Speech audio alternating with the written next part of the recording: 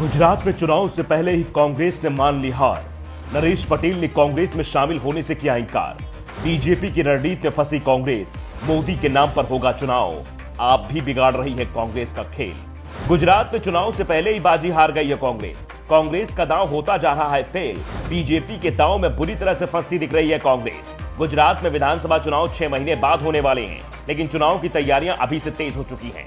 PM Modi लगातार राज्य का दौरा कर रहे हैं। बीजेपी के साथ ही आम आदमी पार्टी की भी नजरें गुजरात पर टिकी हुई हैं। दिल्ली के सीएम अरविंद केजरीवाल और पंजाब के सीएम भगवंत मान भी गुजरात में अपनी पूरी ताकत लगा रहे हैं। दिल्ली मॉडल को लागू करने का दावा आप की ओर से किया जा रहा है। दूसरी ओर कांग्रेस अभी तक ये तय नहीं कर पा रही है कि उसके मुद्दे क्या होंगे, नेता कौन होगा, रणनीति क्या होगी। कांग्रेस के हाथ ना तो मुद्दे दिख रहे हैं, ना ही नेता।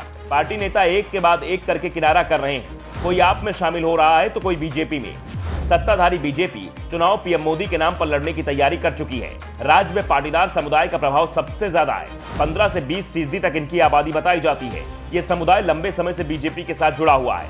2017 में विधानसभा चुनाव में एक बड़ा हिस्सा कांग्रेस की ओर भी भाग गया था और इस बार भी कांग्रेस को उम्मीद थी कि पाटीदारों का बड़ा तकबा उनके साथ आ जाएगा, लेकिन बीजेपी ने भूपेंद्र पटेल को सीएम बनाकर कांग्रेस के दांव को कमजोर कर दिया है और फिर पाटीदार नेता हार्दिक पटेल को कांग्रेस से तोड़कर अपने साथ ले लिया है। कांग्रेस फिर भी उम्मीद कर रही थी कि नरेश पटेल के सहारे वो बीजेपी के पाटीदार वोटों में सेंध लगा लेती, लेकिन अब नरेश पटेल ने भी साफ कर दिया है कि अभी उनकी इच्छा राजनीति में आने की नहीं है। फिलहाल वो किसी भी पार्टी में शामिल नहीं हो रहे हैं। दरअसल नरेश पटेल का गुजरात के पाटीदारों में जबरदस्त प्रभाव माना जाता है। 3 महीने पहले नरेश पटेल ने राजनीति में आने के संकेत दिए थे।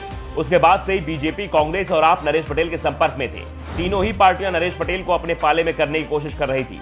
कांग्रेस ने प्रशांत किशोर के जरिए नरेश पटेल को अपने पाले में करने की रणनीति बनाई थी, जो सफल भी होती दिख रही थी। लेकिन अचानक पीके कांग्रेस से नाराज हो गए, जिसके बाद नरेश पटेल ने भी कांग्रेस से दूरी बना ली। श्री खोदल धाम ट्रस्ट के अध्यक्ष नरेश पटेल लेउआ पटेल समुदाय से आते हैं। इनकी अपने समुदाय पर जबरदस्त पकड़ है। लेउआ पटेल आर्थिक रूप से बेहद ज्यादा मजबूत हैं, जिनका असर दूसरी जातियों पर भी है।